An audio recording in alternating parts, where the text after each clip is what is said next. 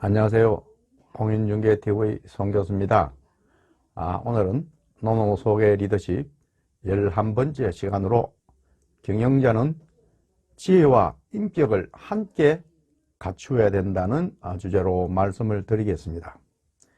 공자는 무엇보다도 지도자의 수신과 덕을 강조했습니다. 그 당시 공자가 살던 노나라의 권력자인 개강자라는 사람이 공자에게 정치에 대해서 물었습니다. 그때 공자는 군자의 덕은 바람이요 소인의 덕은 풀이니 풀 위에 바람이 지나가면 풀은 반드시 눕게 되어 있다라며 지도자가 덕을 지녀야 함을 강조하였습니다. 덕으로 나라를 다스리는 일은 무엇보다도 수신이 전제되어야 되는 것입니다. 지도자의 수신은 일반적으로 두 가지로 치인과 치국을 통해서 그것이 평천하로 이어지는 것입니다. 별들이 중심에 있는 북극성을 향하는 것처럼 지도자를 보며 자신의 잘못을 부끄러워하며 스스로 바르게 되기 위해 노력한다면 그런 조직은 전체가 바르게 잘 운영될 것입니다. 다음은 논어에 나오는 몇 구절의 말씀을 드리도록 하겠습니다. 논어 자장편에 나오는 말씀입니다. 박학이 독지하면 전문이 근사하고 인재기중이라. 여기에서 박학이 독지란 말은 널리 배우고 그 뜻을 독하게 우리가 가지며 또 젊은이 근사하다는 말은 모르는 것을 우리가 간절하게 물어야 됩니다. 그리고 나서 각 근사 가까이 가서 그 사물이나 현상을 생각을 하면 인재기중이라. 바로 인이 그 안에 있다. 그런 말씀이 되겠습니다. 또한 이와 유사한 중용에 나오는 말씀을 보면은 박학, 신문, 신사, 명변, 독행이란 구절이 나옵니다.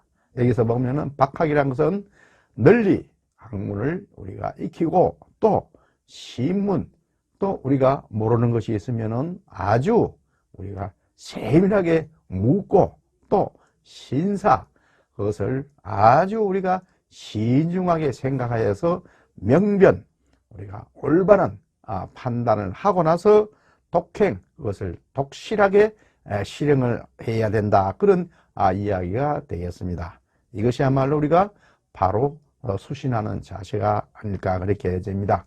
우리 경영자들도 마찬가지로 이러한 경영을 하면서 모든 우리가 경영 현실에 대해서 우리가 모르는 거 있으면은 우리가 세밀하게 묻기도 하고 또 그것을 신중하게 또 생각을 하고 또 우리가 판단을 하면서도 올바르게 판단을 해서 우리가 돈독하게 실행을 하게 되면 우리가 바로 그것이 성공의 지름길이다. 그렇게 이야기를 할 수가 있겠습니다.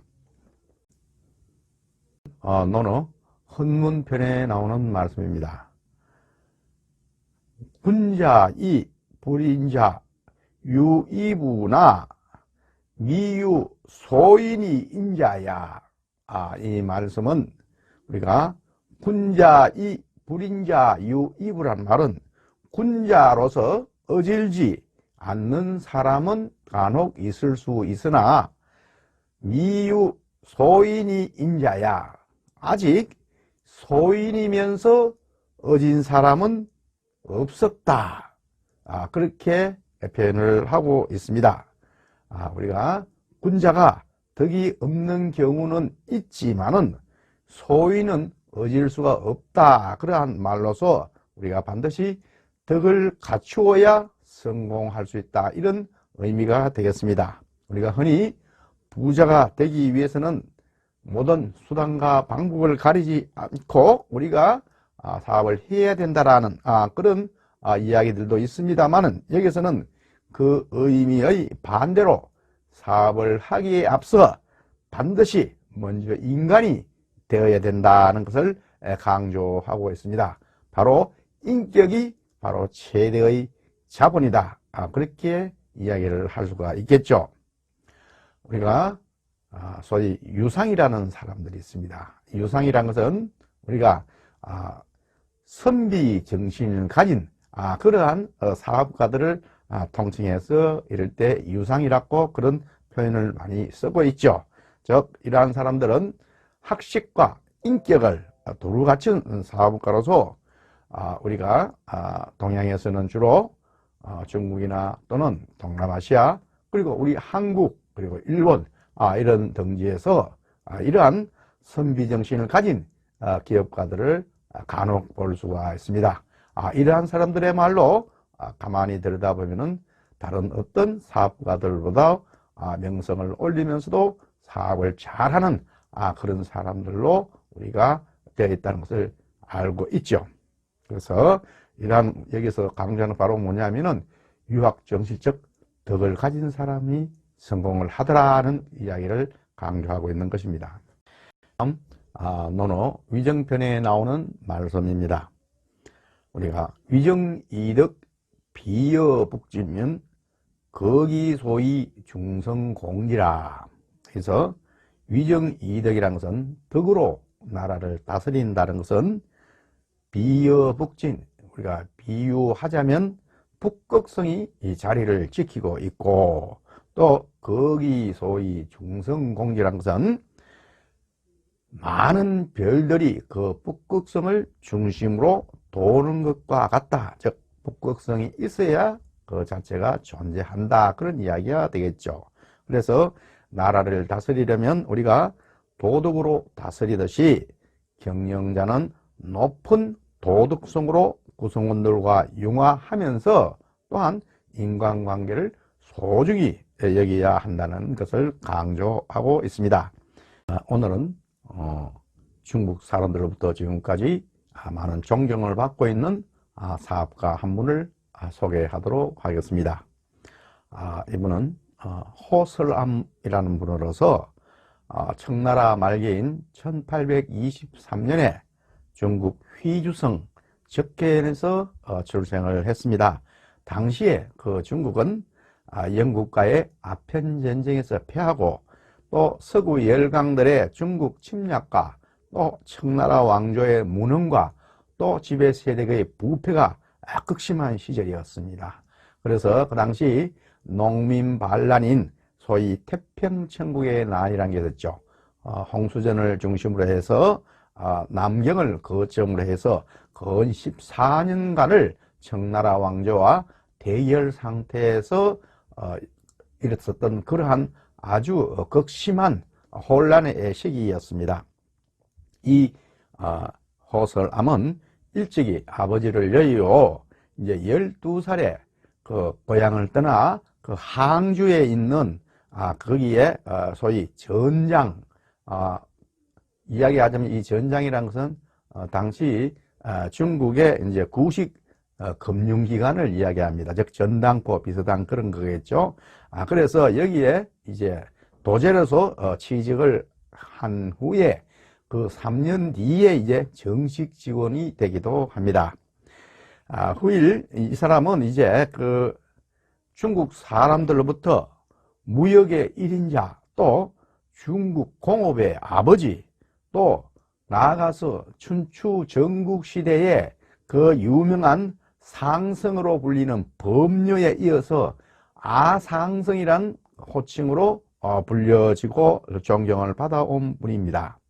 그분의 인생 철학을 표현한 말을 빌리면은 불행이 다하면 행복이 찾아오고 즐거움이 다하면 슬픔이 찾아온다. 또 군자는 재물을 좋아해도 이익을 구하는데 도리가 있어야 된다. 즉 이익을 구하는데도 도리가 있어야 된다. 그런 말을 하면서 인해서 즉 이익을 구하는 사람이 진짜 군자이고 의에서 재물을 구하는 사람은 대장부다라고 그러한 언행을 통해서 몸소 상경 지도를 실천한 분입니다.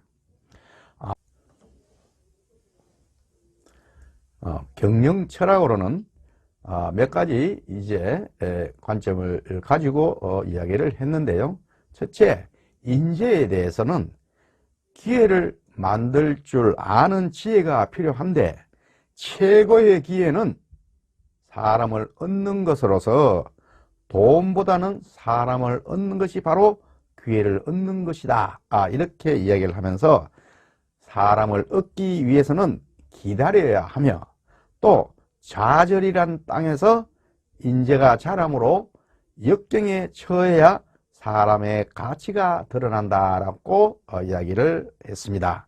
또 믿음만큼 인재를 보호하는 수단은 없으므로 큰 제목은 크게 또 작은 제목은 작게 써야 되며 지극한 감동이 인재를 만들므로 돈과 투자를 통해서 인재를 만들어야 하며 정과 의로서 사람을 감동시켜야 된다. 그렇게 강조를 했습니다.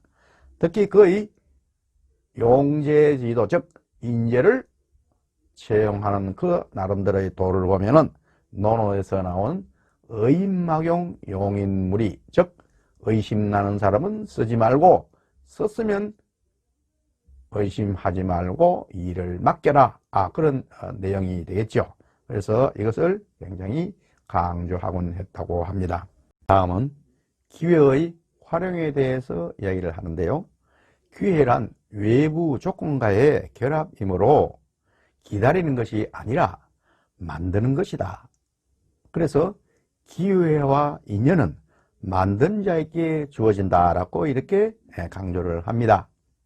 또한 모든 힘은 권력으로부터 나오므로 이익을 위해서 정치적 감각이 필요하다. 이렇게 또 이야기를 합니다. 아마 이것은 그 당시 청나라의 어떤 나라의 국운이 아주 힘들고 또 조정이 부패했기 때문에 그러한 것들을 잘 판단해서 사업을 해야 된다는 그런 의미에서 이야기하지 않았나 그렇게 생각이 되네요. 또한 자신을 돋보이게 하는 관계가 필요하므로 단단한 울타리를 만들어야 된다. 그런 이야기를 합니다. 그리고 깊은 안목과 넓은 시야의 조건을 갖추어야 하는데 어렵고 힘든 경험이 깊은 안목을 만들어준다라고 또 이렇게 이야기를 하고 있습니다. 그리고 사물이 가지는 규칙성과 방향을 보고 움직여야 하므로 또 여기서 강조하는 것은 노자의 화는 복에서 나오고 복은 화에서 나온다는 말을 되새겨 배 부를 때 굶게 될 날을 생각하며 항상 자신의 미래를 예측할 수 있어야 된다. 이렇게 강조하고 있습니다. 그 다음에 이제 가치관에 있어서 상인은 항상 고상한 신념을 지키는 의지가 있어야 되는데 이 신념이 없으면 상인이 되지 못하므로 나라를 버리고 사욕을 탐해서는 안 된다. 그래서 항상 상인에게 필요한 것은 명예로서 심은 대로 거두니 사람에게 투자하여 돈보다는 사람을 먼저 얻어야 된다. 그렇게 강조를 하고 있습니다. 또 상술에 대해서 상도는 곧 상업에 있어서 올바른 인간의 도리를 의미하므로 군자는 도에서 재물을 구하며 모든 것이 고객으로부터 나오니 고객을 부모 모시듯 해야 된다라고 또 이렇게 이야기를 하고 있습니다. 끝으로 상인의 지혜에 대해서 이야기하기를 명성을 널리 알릴 줄 알아야 되는데 이름의 가치가 곧 이익의 양을 결정하므로 명성을 알린 데는 특히 길한 이름이 필요하다. 그런 이야기를 하고 있습니다. 그리고 물은 항상 낮은 곳으로 흐르고 사람은 높은 곳으로 향한다는 세상사에 정통하면 그것이 바로 또 전부 상업에 필요한 학문이라고 강조를 하고 있습니다. 적을 만들기는 쉽지만은 없애기는 어려우므로 적을 만들면 담장 하나가 되어 생겨서 그만큼 내 사업에 불리하다. 그런 것을 이야기 또 하고 있습니다. 항상 남에게는 관대하고 자식에게는 엄격하여 감정은 감정이고 장사는 장사이다. 또한 호랑이는 아무 데나 성과를 뿌리지 않는다는 것을 알고 세상사에 통달하고 주의와 융화에 힘쓰라고 하는 호스람의 가치관을 현재에 있어서도 우리 모두가 되새겨 볼 가치가 있다라고 생각이 되어집니다. 강의는 이것으로 마치도록 하겠습니다. 지금까지 끝까지 시청해 주셔서 대단히 고맙습니다.